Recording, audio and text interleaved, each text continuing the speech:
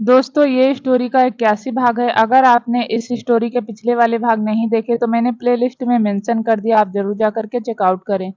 सार्थक को सिद्धि की बातों पर गुस्सा तो आ रहा था, लेकिन फिलहाल उसने अपना गुस्सा कंट्रोल कर लिया। वह सिद्धि से बहस करके उसका मूड खराब नहीं करना चाहता था, क्योंकि वह अच्छे से जानता था सिद्धि का एग्जाम है। सार्थक बोला, चलो सो जाओ, थोड़ी देर लेट होगी तो नींद आ जाएगी। सिद्धि ने अब कुछ नहीं कहा, चुपचाप अंदर आ गई और सोफे पर लेट गई। और तभी सार्थक का फोन वाइब्रेट हुआ। सार्थक ने बेड पर रखा हुआ फोन उठाया और बोला, प्रिया इस वक्त मुझे कॉल क्यों कर रही है? इतना कहकर वह फोन लेकर बालकनी में चला गया और सिद्धि की आंखों में पानी आ गया। उन दोनों के बीच की दूरी की असली वजह प्रिया ही थी। प्रिया भाटिया, वही लड़की जिससे सार्थक की शादी होने वाली थी। सिद्धि बहुत देर तक बालकनी की तरफ ही देखती रही, लेकिन सार्थक बाहर नहीं आया। वह अब भी फोन पर प्रिया से बातें कर रहा था। सिद्धि के कानों में सार्थक के हंसने की आवाजें आ रही थी। सिद्धि अपने इमोशंस को जैसे तैसे कंट्रोल कर रही थी। आखिरकार उसने अपनी आंखें बंद कर ली और तभी उसने महसूस किया कि कोई उसका ब्लैंकेट ठीक कर रहा है। सिद्धि ने आंख खोलकर देखा तो वह सार्थक ही था। सार्थक बोला, सो जाओ, सुबह एग्जाम है ना? सिद्धि ने कुछ नहीं कहा। सार्थक ने सिद्धि का ब्लैंकेट ही ठीक किया और बेड पर आकर लेट गया। थोड़ी देर में उसे भी नींद आ गई। वहीं दूसरी तरफ वामिका अभी डाइनिंग टेबल पर बैठी हुई गेट की तरफ देख रही थी और तभी उसके कानों में एक कार रुकने की आवाज हुई। वेदांत गाड़ी से उतरा और घर के अंदर आया, लेकिन जैसे ही वह अंदर आया उसके कदम लड़खड़ा गए। वामिका भागते हुए वेदांत के पास गई। उसने वेदांत को गले लगाकर संभाल लिया। वेदांत ने नशे की हालत में वामिका को देखकर कहा, तुम सोई नहीं? वामिका भरे गले से बोली, आपका इंतजार कर रही थी, आइए खाना खा लीजिए। वेदांत ने ना में गर्दन हिलाते हुए कहा, खाना मैं खाकर आया हूँ, क्लाइंट के साथ मीटिंग थी। वामिका ने अब कुछ नहीं कहा। या तो हर दूसरे तीसरे दिन की बात थी, वेदांत ज्यादा ही ड्रिंक करने लगा था। वामिका को वजह भी नहीं पता थी। वह वेदांत को संभालते हुए कमरे के अंदर ले आई। उसने जैसे तैसे वेदांत को बेड पर लिटाया और उसके शूज रिमूव किए और उसे ब्लैंकेट से कवर कर दिया। वह जैसे ही उठी वैसे ही वेदांत ने उसकी कलाई पकड़कर अपनी तरफ खींच लिया। वामिका सीधा वेदांत के सीने पर जा गिरी। वेदांत ने नशे की हालत में वामिका के कमर पर हाथ लपेटा और रोल करके उसे नीचे कर लिया। फिर वह वामिका की आंखों में देखकर बोला, इंतजार क्यों करती हो? वामिका बोली, मम्मी पापा घर पर नहीं है, किसी को तो आपकी फिक्र होनी चाहिए। वेदांत ने हंसकर कहा, और जब मम्मी पापा आ जाएंगे तब मेरा इंतजार नहीं करोगी? वामिका की आंखों में पानी आ गया। वह बोली, ऐसी बात नहीं है, आप गलत समझ रहे हैं। वेदांत बोला, गलत मैं समझ रहा हूँ या तुम समझ रही हो? कितना वक्त हो गया हमारी शादी को, तुमने मुझे खुद के करीब नहीं आने दिया। आखिर कब तक मैं तुम्हारा इंतजार करता रहूं? मुझे बताती क्यों नहीं? कौन सी ऐसी वजह है जो हमारे बीच दीवार बनकर खड़ी हुई है? वामिका ने कुछ नहीं कहा। वेदांत बोला, फिर से चुप्पी साध ली? फिर से चुप? मुझे तुम्हारी यह खामोशी खटकती है।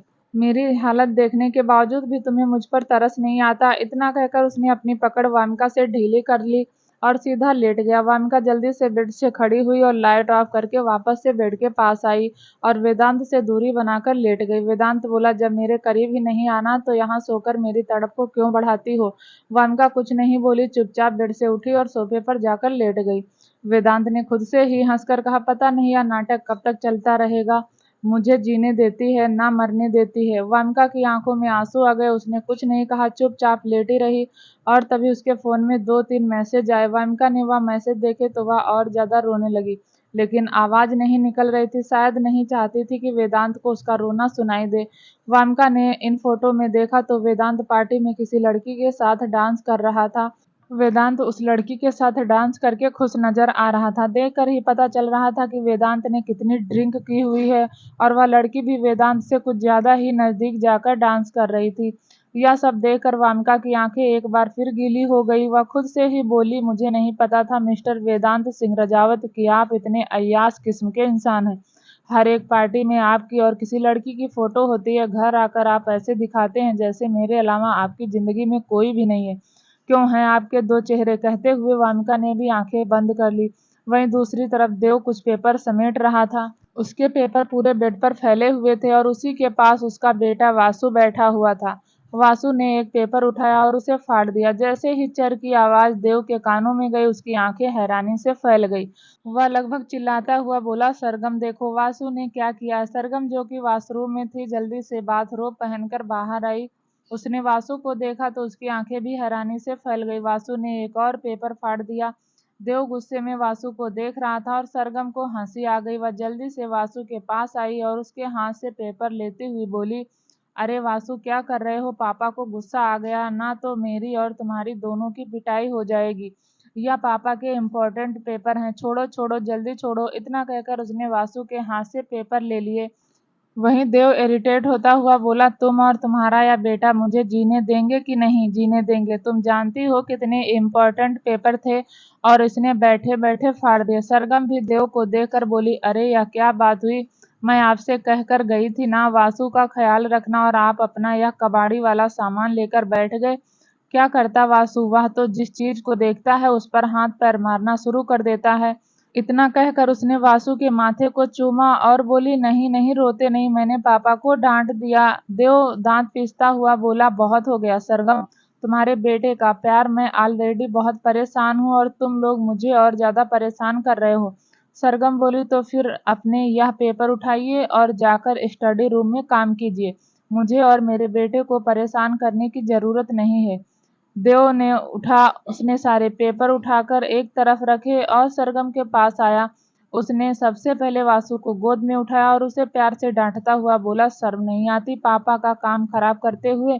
बहुत गलत बात है ना, बहुत ज्यादा, ऐसा नहीं करते, गंदी बात, सॉरी बोलो, सॉरी बोलो। वासु भी 1.5 साल का था। अपने पापा की बात सुनकर हंसने लगा। देव ने भी मुस्कुराकर कहा, बस तुझे डांटो तो तू हंसना शुरू कर देता है, या नहीं देखता कि हमें कितना परेशान करता है? एक तो तेरी वजह से ना, बहुत दिनों से मैं अपनी बीवी से मिल नहीं पा रहा हूँ। यह सुनकर सरगम के गाल हल्के से लाल हुए। वह समझ रही थी कि देव किस बारे में बात कर रहा है। जब से वासु हुआ था देव और सरगम के बीच में थोड़ी दूरियां आ गई थी। देव ने सरगम को देखकर आंख मारी और फिर बोला, मैं इसे माँ को देकर आता हूँ, रेडी रहना। इतना कहकर देव वासु को लेकर कमरे से बाहर जाने लगा तो सरगम बोली, देव कैसी बातें कर रहे हो? मेरे वासु को वापस दो। देव ने ना में गर्दन हिलाते हुए कहा कि नहीं, यह माँ के पास सो जाता है, समझ आया? आज ये मेरे पास नहीं सोएगा, आज इसकी माँ के पास इसके पापा सोएंगे। क्यों वासु, सही कह रहा हूँ ना? वासु ने भी हल्की सी हाँ में गर्दन हिलाई और अपने पापा के गाल पर अपने दांत गड़ा दिए शुरू कर दिए। यह देखकर सरगम और देव दोनों के चेहरे पर मुस्कुराहट आ गई। देव वासु को लेकर सीधा दिव्यांश और दृष्टि के कमरे में गया। दृष्टि ने जैसे ही वासु को देखा उसने अपनी दोनों बाहें फैला दी और वासु ने भी अपनी दोनों बाहें फैलाए जैसे वह दृष्टि के पास आना चाहता हो। दृष्टि ने वासु को गोद में ले लिया। देव बोला, माँ प्लीज आज रात। दृष्टि ने चोर नजरों से देव को देखा तो देव ने आंख मार दी और वहां से चला गया। वह सीधा सरगम के पास आया। सरगम तब तक बेड पर चेंज करके लेट चुकी थी और जैसे ही उसने देव को देखा झट से आंखें बंद कर ली। देव सरगम के ऊपर आता हुआ बोला, या नौटंकी नहीं चलेगी, बीबी बहुत हो गया। इतना कहकर उसने अपना चेहरा सरगम की गर्दन में छुपा दिया और सरगम के चेहरे पर भी एक मीठी सी मुस्कुराहट आई। देखते ही देखते दोनों एक दूसरे को महसूस करने लगे। अगले ही पल दोनों के कपड़े जमीन पर पड़े हुए थे। वहीं दूसरी तरफ मीरा बालकनी में खड़ी हुई चांद को निहार रही थी और तभी क्रिस बोला, मीरा सो जाओ यार, प्रेग्नेंट हो तुम? मीरा ने हल्का सा पलटकर क्रिस को देखकर कहा, अभी तो 2 महीने भी नहीं हुए, अभी से मैं इतना परेशान हो गई। क्रिस उठकर बालकनी में गया और मीरा को पीछे से गले लगाते हुए बोला, होता है बेबी, होता है, चलो अब अंदर आ जाओ, ठंडी ठंडी हवाएं चल रही हैं, तुम्हारी तबीयत खराब हो जाएगी। इतना कहकर क्रिस मीरा को लेकर कमरे में आ गया। फिर उसने मीरा को बेड पर आराम से बैठाया। मीरा बोली, छोटी बच्ची हूँ मैं। क्रिस ने कहा, मेरे लिए तो हो, और अब इस छोटी सी बच्ची का भी बच्चा हो जाएगा, फिर मेरे 2 बेबी हो जाएंगे, फिर मैं ज्यादा परेशान रहूंगा। मीरा के चेहरे पर मुस्कुराहट आई लेकिन अगले ही पल उसकी आंखें भीग गई। वह बोली, कितना अच्छा होता ना आराध्या भाभी भी यहीं रहती, मुझसे अभिमान भैया की हालत देखी नहीं जाती। क्रिस ने एक गहरी सांस ली और मीरा को लिटा दिया और फिर खुद उसके पास लेट कर उसे ब्लैंकेट से कवर करता हुआ बोला, तुम सो जाओ। छुटकी अभिमान इतना कमजोर नहीं है कि वह अपने आप को संभाल ना सके।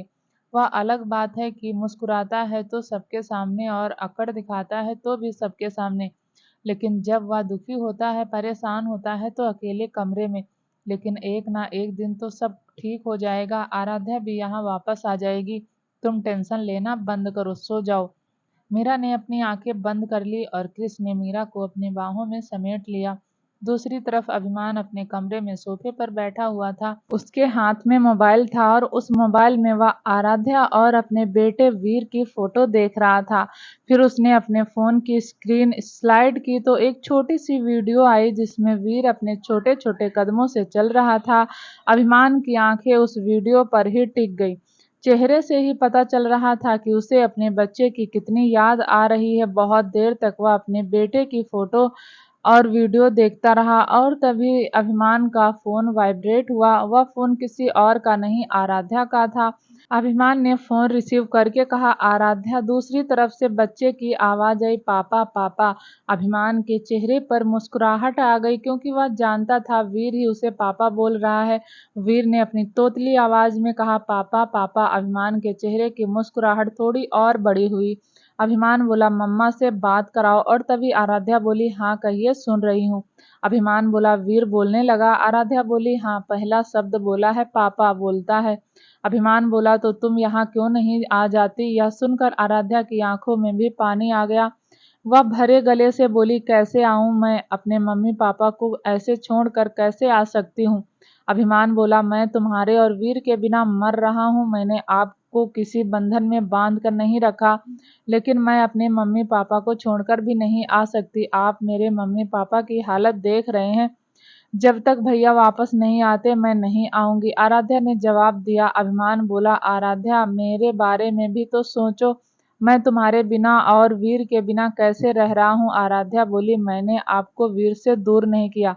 आपका वीर पर पूरा हक है, चाहे तो आज ही इसे लेकर जा सकते हो, लेकिन मैं अपने माँ बाप को ऐसे छोड़ नहीं सकती। जानती हूँ थोड़ा सा सेल्फी होकर सोच रही हूँ, लेकिन आप भी तो सोचिए कैसे आ जाऊं मैं? मुझे मजबूर मत कीजिए, अभिमान मत कीजिए। इतना कहकर आराध्या ने फोन कट कर दिया और अपने कमरे में बैठकर फूट फूट कर रोने लगी। क्योंकि प्यार तो आराध्या भी अभिमान से बहुत करती थी, मन तो उसका भी नहीं लगता था। और तभी वीर अपने छोटे छोटे कदमों से चलता हुआ आराध्या के पास आया और उसके आंसू पोंछने लगा। आराध्या ने वीर को कसकर गले लगा लिया।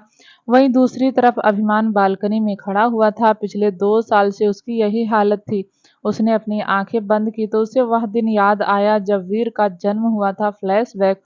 अभिमान ने आराध्या को हॉस्पिटल में एडमिट करा दिया था और खुद कॉरिडोर में खड़ा हुआ था। तभी एक नर्स आई और बोली, मिस्टर रघुवंशी, आप चाहे तो अपने बच्चे को इस दुनिया में आते हुए देख सकते हैं। अभिमान ने अपने पीछे खड़ी रघुवंशी फैमिली को देखा और सब ने उसे अंदर जाने का इशारा किया। अभिमान भी एक्साइटेड होता हुआ अंदर चला गया। अंदर जाकर उसने आराध्या के चेहरे पर दर्द देखा तो उसके चेहरे पर भी दर्द आ गया। आराध्या लंबी लंबी सांसें ले रही थी। अभिमान जल्दी से आराध्या के पास आया और उसने उसका हाथ पकड़कर कहा, सब ठीक हो जाएगा, सब ठीक हो जाएगा। आराध्या इतनी दर्द में थी कि कुछ बोल नहीं रही थी।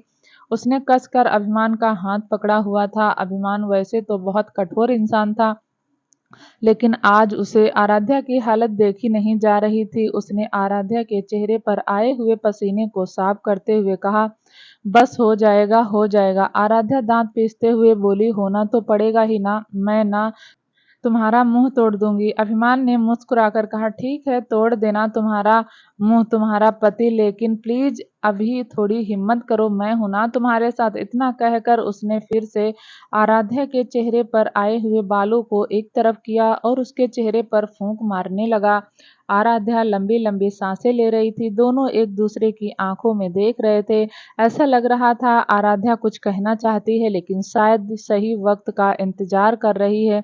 और तभी आराध्या ने एक गहरी सांस ली और एक चीख उसके मुंह से निकल गई। अभिमान के चेहरे पर मुस्कुराहट आ गई और उसे आराध्या को वहीं गले लगा लिया और फिर उसके गाल को चूम कर बोला, I love you Aaradhya, I love you मेरी गिलहरी। आराध्या ने हल्की सी हाँ में गर्दन हिलाई, बस कुछ कहा नहीं क्योंकि उसके चेहरे पर थकावट साफ दिखाई दे रही थी। तभी एक नर्स बोली, सर बेबी बॉय हुआ है, देख लीजिए। अभिमान ने आराध्या के हाथ को पकड़कर चूमा और फिर अपने बेबी यानी वीर को गोद में ले लिया। वह वीर को ही देखे जा रहा था। वीर इस वक्त सोया हुआ था, एकदम अभिमान पर गया था। अभिमान ने आराध्या को वीर को दिखाते हुए कहा, यह देखो मुझ पर गया है ना? आराध्या बोली, नहीं पापा पर गया है। अभिमान ने हैरानी से बच्चे को देखा और बोला, हाँ मतलब मैं भी तो पापा पर ही गया हूँ ना। आराध्या के चेहरे पर मीठी सी मुस्कुराहट आई। अभिमान अपने बच्चे को देखकर बोला, आज तुमने मुझे बहुत बड़ी खुशी दी है। गिलहरी, जान भी मांग लो तो दे दूंगा। आराध्या बोली, जान नहीं चाहिए, कुछ और चाहिए। अभिमान ने हैरानी से आराध्या को देखा तो आराध्या ने फिर कहा, बताइए, कुछ मांगूंगी तो दे दोगे? अभिमान ने मुस्कुराकर कहा, क्या चाहिए तुम्हें? प्रॉपर्टी, पैसा, बंगला, गाड़ी, जो चाहो वह दे दूंगा। सब कुछ तुम्हारा ही तो है। इनफैक्ट या इतना बड़ा बिजनेसमैन तुम्हारा ही तो है। बताओ तुम्हें क्या चाहिए? आराध्या बोली, इन सब से बहुत ज्यादा कीमती, जो शायद आप मुझे दे ना पाए। अभिमान बोला, ऐसा कुछ नहीं है जो मैं तुम्हें दे ना पाऊं। आराध्या ने अपना एक हाथ अभिमान की तरफ बढ़ाते हुए कहा, वादा कीजिए, मैं मांगूंगी तो आप मुझे देंगे। अभिमान अब हैरान हो गया। उसके दिल की धड़कनें बढ़ गई, क्योंकि वह जानता था आराध्या मजाक नहीं कर रही, कुछ ऐसा मांगेगी जो शायद वह सच में ना दे पाए। अभिमान बोला, प्लीज आराध्या, ऐसा कुछ मत मांगना जो मैं ना दे पाऊं। आराध्या बोली, यह क्या बात हुई? अभी आप ही ने कहा ना कि मैं कुछ भी मांगूंगी तो आप मुझे दे देंगे। तो फिर दीजिए, सबसे पहले वचन दीजिए। इतना कहकर उसने अपना एक हाथ फिर अभिमान की तरफ बढ़ाया। अभिमान की पकड़ अपने बेटे पर कस गई। आराध्या ने आंखों में ही कहा, प्लीज अभिमान, वचन दीजिए। पता नहीं उस वक्त अभिमान को क्या सूझा, उसने अपना हाथ आराध्या के हाथ पर रख दिया और बोली, मैं यहाँ से मेंशन नहीं जाना चाहती। यह सुनकर अभिमान के चेहरे की हवाइयाँ उड़ गई। वहीं आराध्या की आंखों में पानी आ गया। तभी वहाँ एक नर्स आई। अभिमान ने बेबी को नर्स को दे दिया और बोला, बाहर मेरी फैमिली खड़ी है, उन्हें भी दे दीजिए। नर्स ने बेबी को ले लिया और वहाँ से चली गई। अभिमान सीधा एक स्टूल लेकर आराध्या के पास बैठ गया। उसने आराध्या के हाथ को कसकर पकड़ लिया और बोला, क्या चाहती हो? क्या तुम्हें यह शादी में नहीं रहना? क्या तुम सच में हमारा डाइवोर्स चाहती हो? क्या तुमने अभी तक मुझे माफ नहीं किया? आराध्या बोली, ऐसी बात नहीं है, आपसे अच्छा जीवन साथी मुझे मिल ही नहीं सकता था।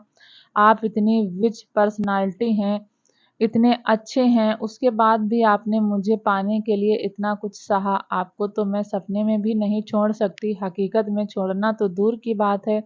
अभिमान बोला, तो फिर पहेलियां क्यों बुझा रही हो? साफ साफ बताओ, क्या कहना चाहती हो? मेंशन क्यों नहीं जाना चाहती? आराध्या ने इस वक्त हाथ जोड़कर कहा, अभिमान भैया के जाने के बाद मम्मी पापा अकेले रह गए हैं। उनकी कोई देखभाल नहीं करता। पहले पापा बाहर जाते थे, लोगों के बीच छुट्टी थी, अब घर से निकलते ही नहीं। अगर सच में तुमने मुझे प्यार किया है तो मैं यहाँ से अपने मम्मी पापा के घर जाना चाहती हूँ। हो सकता है मेरे बेटे को देखकर उनका ध्यान बट जाए, हो सकता है कि वह हमारे बेटे को देखकर फिर से जीने की इच्छा करने लगे। अभिमान, प्लीज, मुझे बहुत सालों बाद मम्मी पापा का प्यार नसीब हुआ है। बेटा ना सही, बेटी सही, मेरा भी तो फर्ज बनता है कि मैं अपने माँ बाप की सेवा करूं। प्लीज अभिमान। अभिमान की आंखें हल्की सी भीग गई। वह बोला, या कैसे पॉसिबल है आराध्या? मैं तुम्हारे बिना कैसे रहूंगा? अपने बेटे के बिना कैसे रहूंगा?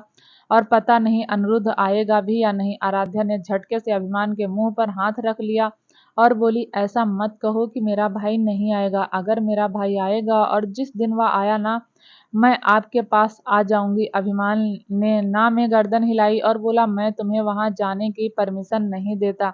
तुम चाहो तो अपने पेरेंट्स को लेकर मेंशन में रह सकती हो, लेकिन मैं तुम्हें वहां नहीं जाने दूंगा। आज ही मेरा बेटा इस दुनिया में आया है और आज ही तुम मेरे कलेजे के टुकड़े को मुझसे दूर करना चाहती हो।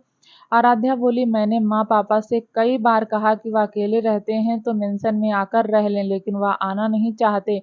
और तो और पिछले हफ्ते तितली उनसे मिलने गई थी, वह तितली से भी नहीं मिले। प्लीज अभिमान, हाथ जोड़कर कहती हूँ, मेरी रिक्वेस्ट एक्सेप्ट कर लो प्लीज। कुछ और नहीं मांगा, कभी नहीं मांगा। प्लीज, मैं अपने मम्मी पापा को ऐसे नहीं देख सकती। अभिमान को समझ नहीं आ रहा था, वह बस नम आंखों से आराध्या को देख रहा था। आराध्या ने एक बार फिर हाथ जोड़कर कहा, आपका बेटा आपका ही है। आप जब चाहें अपने बेटे से मिल सकते हैं, जब चाहे घर आ सकते हैं। प्लीज अभिमान, जाइए ना। अभिमान ने हल्की सी हाँ में गर्दन हिलाई और अगले ही पल उसने आराध्या को गले लगा लिया।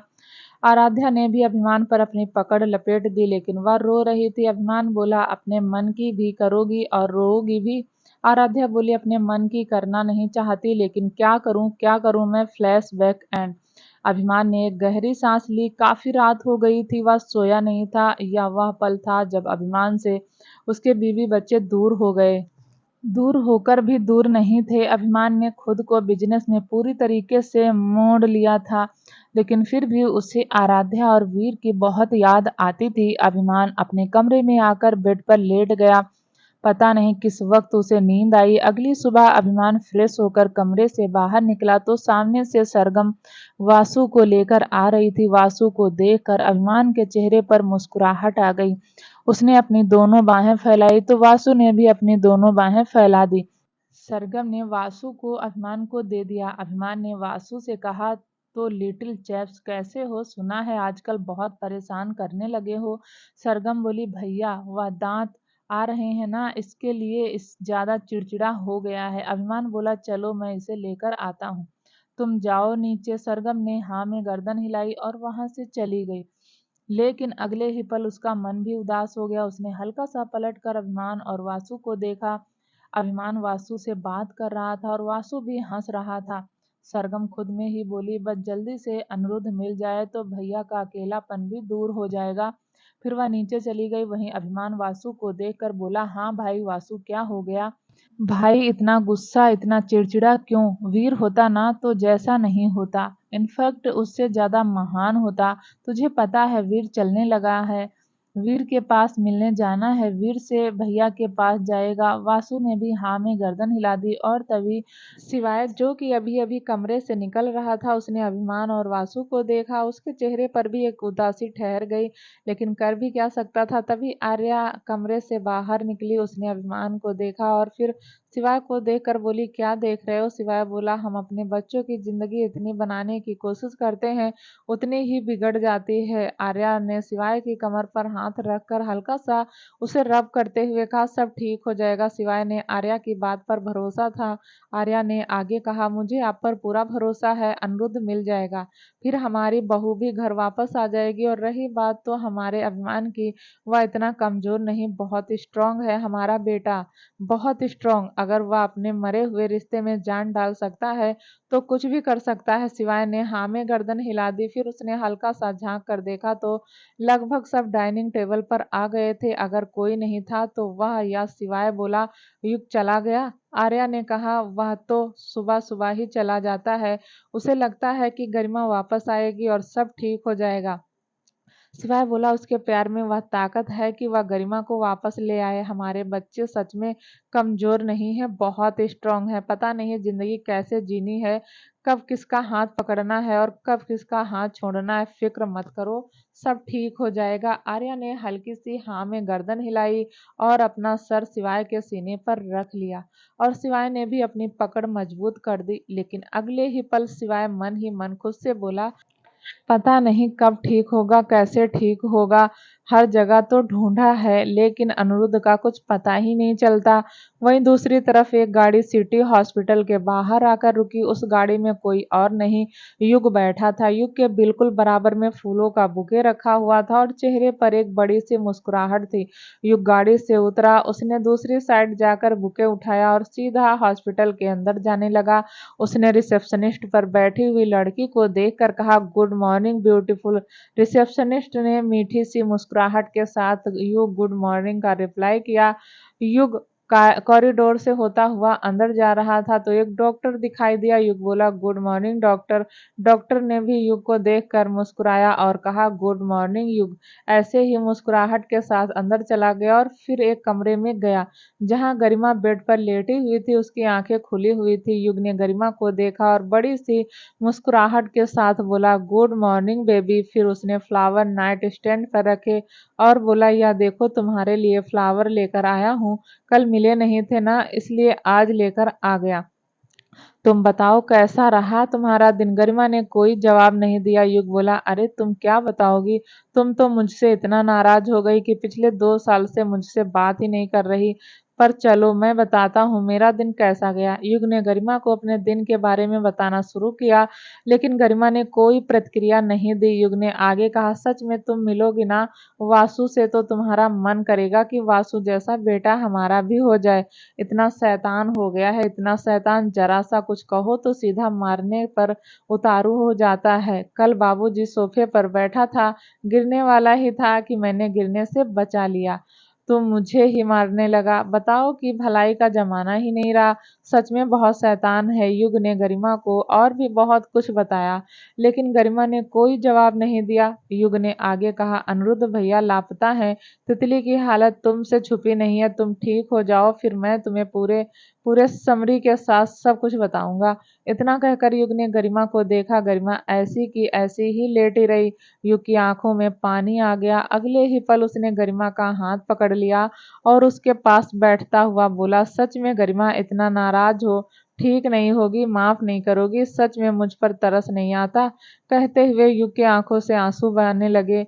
गरिमा ऐसी ही ऐसी लेटी रही और तभी कमरे का दरवाजा खुला। युग ने जल्दी से अपने आंसू अच्छे से पोंछे। पलट कर देखा तो राधा और राघव खड़े थे। दोनों ही भावुक थे। राधा थोड़ा अंदर आई। उसने युग के सिर पर हाथ फिरा। युग ने मुस्कुराकर राधा को देखा और बोला, क्या बात है आंटी, आज तो आप जल्दी आ गई। राधा बसी युग के चेहरे को देख रही थी। उसे इस बात का तो दुख था ही कि उसकी बेटी 2 साल से कोमा में है, लेकिन इस बात का ज्यादा दुख था कि युग जैसा लड़का गरिमा के दुख को देखकर अंदर ही अंदर मर रहा है। उसने झुक कर युग के बालों को चूम लिया और बोली, गरिमा का नहीं पता वह कब ठीक होगी और कब नहीं। तुम अपनी जिंदगी में आगे क्यों नहीं बढ़ जाते? यह सुनकर युग ने हंसकर कहा, कैसी बातें कर रही हो, वह भी अपनी बेटी के सामने। प्लीज आंटी ऐसी बातें मत करो। मेरी गरिमा को कुछ नहीं होगा, देख लेना वह ठीक हो जाएगी। अभी तो हमें बहुत सारा लड़ना है। अभी हम थोड़ा सा ही लड़े हैं और यह सब हो गया। जब यह ठीक होगी ना, फिर हम अपनी लड़ाई कंटिन्यू करेंगे। क्यों गरिमा, सही कह रहा हूं ना? गरिमा तो अभी कुछ नहीं बोली। वहीं राघव अपनी बेटी के बालों में हाथ फेर रहा था। फिर बोला, गरिमा बेटा देख युग की कैसी हालत हो गई है। तू उठ जाना। अगर युग ने कुछ गलत किया है तो मुझे बता, मैं बात कर लूंगा इससे, लेकिन हमें ऐसे परेशान मत कर, उठ जा। और तभी एक नर्स कमरे में आई और बोली, पेशेंट के कपड़े चेंज करने हैं, आप प्लीज बाहर चले जाइए। नर्स ने जैसे ही कहा कि आप सब बाहर जाइए, पेशेंट के कपड़े चेंज करने हैं, राधा और राघव उठकर बाहर जाने लगे। युग ने एक नजर गरिमा को देखा और फिर वह भी बाहर जाने लगा। और तभी नर्स बोली, सर आप रुक जाइए, आपकी वाइफ है ना, आप मेरी हेल्प कर देना।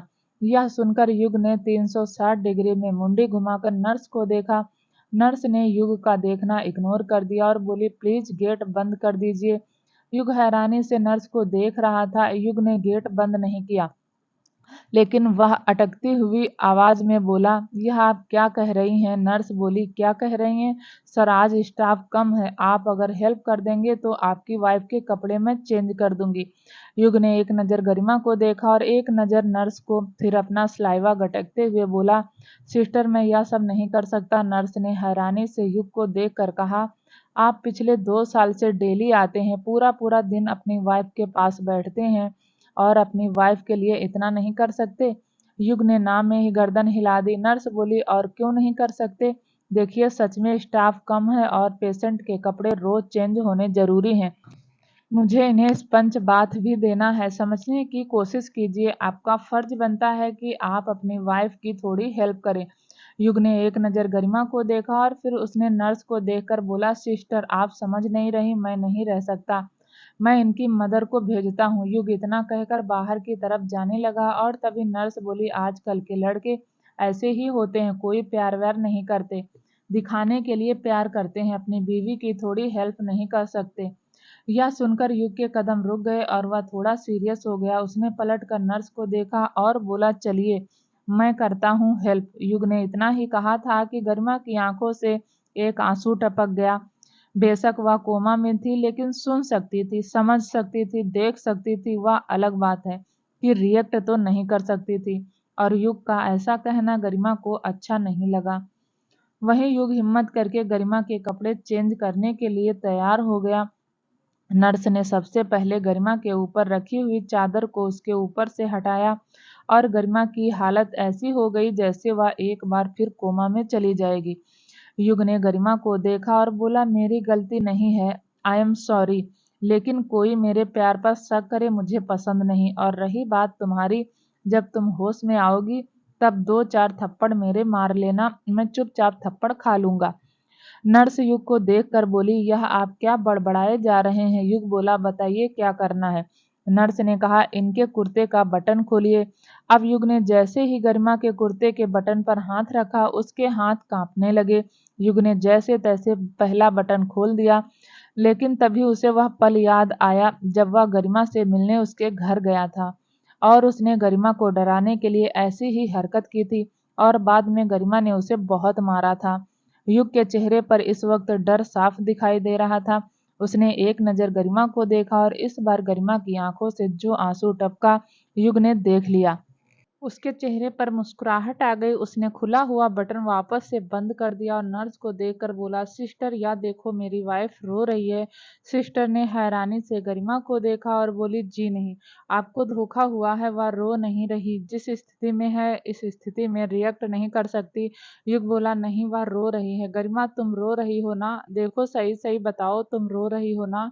रो रही थी ना? तुम नहीं चाहती ना मैं तुम्हारे कपड़े चेंज करूं? गरिमा, मेरी तरफ देखो। इतना कहकर उसने गरिमा के गाल पर हाथ लगाया तो उसका हाथ थोड़ा सा भीग गया। उसने अपना हाथ सिस्टर को दिखाते हुए कहा, यह देखो देखो, मेरी वाइफ रो रही है, वह नहीं चाहती मैं उसके कपड़े चेंज करूं। नर्स हैरानी से युग को देख रही थी। युग बोला, अरे आप कुछ बोलिए ना, डॉक्टर को बुलाइए। नर्स अभी हैरानी से युग को देख रही थी। युग बोला, यार ये स्टाफ काम क्यों नहीं करता? इतना कहकर युग कॉरिडोर में भागता हुआ सीधा सीनियर डॉक्टर के केबिन में गया। उसने बिना परमिशन के लिए डॉक्टर का केबिन खोला और सामने बैठे हुए एक सीनियर डॉक्टर से कहा, डॉक्टर, मेरी वाइफ रो रही है। डॉक्टर ने हैरानी से युग को देखा तो युग बोला, चलो ना, मेरी वाइफ रो रही है। डॉक्टर पिछले 2 सालों से युग की हालत देख रहा था। वह इनकार ना कर पाया और उठकर युग के साथ उसके कमरे में आ गया। वहीं राधा और राघव कॉरिडोर में खड़े हुए हैरानी से सब कुछ देख रहे थे। युग डॉक्टर को लेकर कमरे में आया और बोला, यह देखिए, जब मैं अपनी वाइफ के कपड़े चेंज करने की कोशिश कर रहा था तो वह रोने लगी। डॉक्टर ने मशीन चेक की, उसकी रिपोर्ट चेक की और फिर युग को देखकर खड़ा होकर बोला, हो सकता है तुम्हारी वाइफ रिएक्ट कर रही हो, लेकिन इतने से रिएक्ट से काम नहीं चलेगा, उसे पूरी तरह रिएक्ट करना होगा। युग ने गरिमा को देखा और बोला, तुम्हें तो मैं छोड़ूंगा नहीं। बहुत तेज बन रही हो ना? 2 साल से मेरी बैंड बजा रखी, अब भी तुम्हारा मन नहीं भरा? इतना कहकर कमरे से बाहर चला गया और राधा को देखकर बोला, आप जाकर गरिमा के कपड़े चेंज कर दो। राधा चुपचाप कमरे में आ गई और डॉक्टर कमरे से निकल गया। थोड़ी देर बाद गरिमा के कपड़े चेंज हो गए थे। युग गरिमा का हाथ पकड़े बैठा हुआ था। राधा और राघव जा चुके थे। जाना तो नहीं चाहते थे, लेकिन पूरा दिन युग रहता था, इसलिए वह उन्हें भेज देता था। युग गरिमा को देखकर बोला, गरिमा, अगर तुम ऐसे रिएक्ट करोगी तो मैं फिर ऐसे ही करूंगा, अगर तुम वैसे करोगी तो मैं वैसे करूंगा, तुम ऐसे करोगी तो मैं ऐसे करूंगा। मुझे परेशान मत करो, मैं सब कुछ छोड़ छाड़ कर तुम्हारे पास आकर बैठ जाता हूँ। पापा मुझे रोकते नहीं, लेकिन मुझे देखकर दुखी हो जाते हैं, समझ रही हो ना? जिस दिन से सपोर्ट सिस्टम हटा ना, उसी दिन तुम्हें उठाकर घर ले जाऊंगा। समझ रही हो ना? परेशान मत करो मुझे, कितनी बार तो गलती मान चुका हूँ, अब क्या मेरी जान लेने का इरादा है? तुम नहीं मानी ना तो सच में कल से मैं तुम्हारे कपड़े चेंज कर दूंगा, फिर रोना या कुछ भी करना। कहकर उसने गरिमा का हाथ अपने गाल पर लगाया और उसकी हथेली को चूम लिया और तभी गरिमा की उंगलियां हरकत करने लगी, लेकिन अब की युग ने नोटिस नहीं किया। वह धीरे धीरे गरिमा के पास ही लेट गया। उसने अपना एक हाथ गरिमा के पेट पर रख लिया और बोला, थोड़ी देर सोना चाहता हूँ, डिस्टर्ब मत करना, समझी? इतना कहकर उसने अपने आप से बात करी और वहीं गरिमा की उंगलियां थोड़ी थोड़ी हरकत कर रही थी। दूसरी तरफ बेंगलुरु सिटी हॉस्पिटल में एक बुजुर्ग आदमी डॉक्टर के केबिन में बैठा हुआ था। वह बोला, उस लड़के की तबीयत कैसी है? डॉक्टर ने कहा, मिस्टर नायडू, लड़के की तबीयत ठीक नहीं है, वह लड़का बीच बीच में पैनिक हो जाता है। डॉक्टर ने इतना ही कहा था कि एक नर्स ने झटके से दरवाजा खोला और बोली, सर, उस लड़के की तबीयत फिर से खराब हो रही है। यह सुनते ही वह डॉक्टर और वह बुजुर्ग आदमी केबिन से निकलकर एक कमरे की तरफ जाने लगे वह डॉक्टर पहले तो चल रहा था, लेकिन फिर जल्दी जल्दी भागने लगा और सीधा एक कमरे में आया जहां एक लड़का बेड पर लेटा हुआ था और झटके मार रहा था।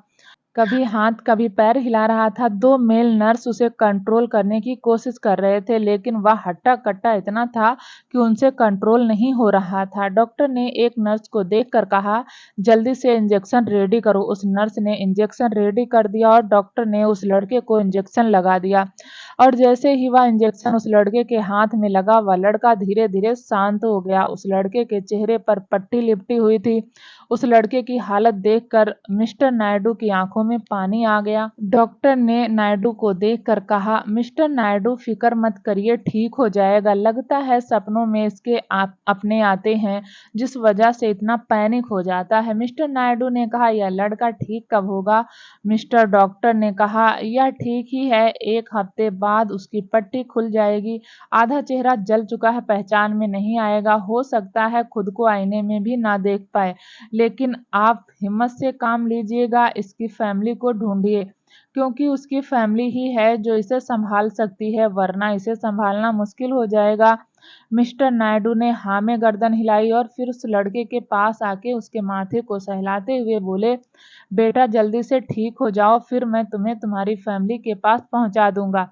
इतना कहकर उन्होंने डॉक्टर को देखा तो डॉक्टर ने कहा, "फिक्र मत कीजिए मिस्टर नायडू, लड़का ठीक हो जाएगा। वैसे भी आप तो सोशल वर्कर हो, आपने तो ना जाने कितने लोगों की जान बचाई है।" मिस्टर नायडू ने कहा, "बचाई तो है डॉक्टर, लेकिन इतना अटैचमेंट किसी के साथ नहीं हुआ जितना इस बच्चे के साथ हो रहा है।" मिस्टर नायडू ने कहा, "कैसे फिक्र ना करूं, जवान लड़का।" डॉक्टर ने मिस्टर नायडू के कंधे पर हाथ रखा और बोला, "चलो आप मेरे केबिन में चलिए, वहां चलकर बैठकर बात करते हैं। और इस लड़के की चिंता मत कीजिए, ठीक हो जाएगा।" मिस्टर नायडू बोले, "कैसे चिंता ना करूं? जवान लड़का है, आधा चेहरा जल गया है। आप कह रहे हैं इसकी याददाश्त कमजोर हो गई है, शायद अपनी फैमिली मेंबर को याद करके पैनिक हो जाता है। मुझे डर है कि कहीं इस बच्चे को कुछ हो ना जाए।" डॉक्टर ने कहा, "मिस्टर नायडू, कुछ नहीं होगा, कुछ भी नहीं होगा। जान बड़ी मुश्किल से बची, बस भगवान का शुक्रिया अदा कीजिए। होश में आएगा, धीरे-धीरे कुछ चीज़ों को रूटीन में लाएगा तो ठीक हो जाएगा। और वैसे भी कुछ दिनों बाद मैं इसकी थेरेपी शुरू कर दूंगा। परेशान मत होइए, चलिए यहाँ से।" लड़का कोई और नहीं, अनिरुद्ध था, जो किस्मत से मिस्टर नायडू को मिल गया था। लेकिन कैसे मिला था, यह बात तो मिस्टर नायडू के अलावा कोई नहीं जानता था। दूसरी तरफ सिवाय अपने केबिन में बैठा हुआ था, उसका ध्यान कहीं और ही था। उसने अपनी आंखें बंद की हुई थी और चेयर पर लीन था। उसका केबिन खुला, सामने से दिव्यांश केबिन में आया। उसके हाथ में एक फाइल थी। उसने सिवाय को देखकर कहा, "यार, बेंगलुरु में एक अनाथ आश्रम है, बहुत बड़ा, मिस्टर नायडू का। वह जगह हमारी फैक्ट्री के लिए परफेक्ट है, लेकिन सुना है मिस्टर नायडू वह जगह किसी को नहीं देते। मैं सोच रहा हूँ क्यों ना मिस्टर नायडू को डबल जगह ऑफर की जाए और उनके लिए वही अनाथ आश्रम बना दे। तब हो ना हो मिस्टर नायडू वह जगह खाली कर देंगे। क्या बोलता है, मिस्टर नायडू के साथ मीटिंग फिक्स करे?" सिवाय कुछ नहीं बोला। दिव्यांश ने फिर कहा, "मुझे तो लगता है कि मीटिंग फिक्स कर लेनी चाहिए। देख, हम भी तो वहाँ फैक्ट्री खोल रहे हैं, आसपास के लोगों को रोजगार भी मिल जाएगा और हमारा फायदा भी होगा। और हम कौन सा मिस्टर नायडू से जमीन हड़पेंगे, उन्हें डबल जमीन देंगे, उनका अनाथ आश्रम उन्हें बना कर देंगे और कुछ डोनेशन भी दे देंगे, फिर तो मिस्टर नायडू मना नहीं कर पाएंगे।"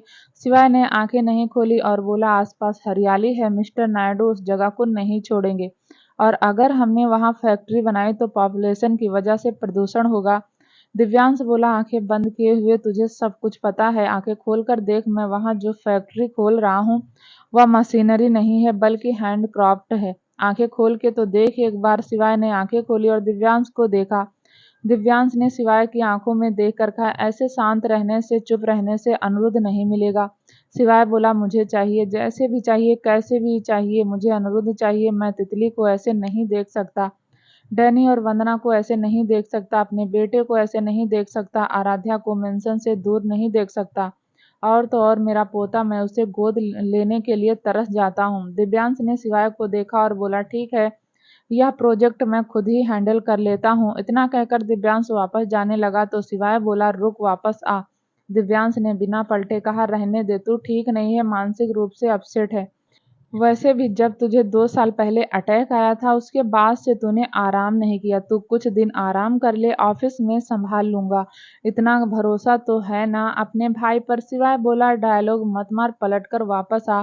दिव्यांश वापस से घूम कर शिवाय के सामने जाकर खड़ा हो गया। शिवाय बोला, बैठ, प्रोजेक्ट पर डिस्कस करते हैं। दिव्यांश बैठ गया और उसने फाइल शिवाय की तरफ बढ़ा दी।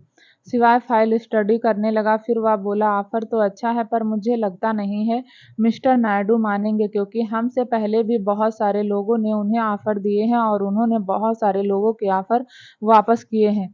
कई बार धरना पर भी बैठ चुके हैं। उनसे डील करना आसान नहीं है। दिव्यांश बोला, कोशिश करने में क्या हर्ज है, करके देखते हैं। शिवाय ने हाँ में गर्दन हिलाई। दूसरी तरफ श्री नायडू अपने अनाथ आश्रम के ऑफिस में बैठे हुए थे।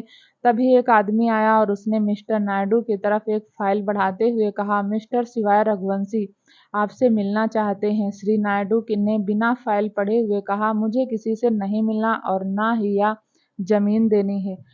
क्या होगा आगे जानने के लिए प्लीज दोस्तों चैनल को लाइक शेयर सब्सक्राइब जरूर करें, ताकि जब भी वीडियो डालें आपको नोटिफिकेशन तुरंत मिले। तब तक के लिए नमस्कार, धन्यवाद।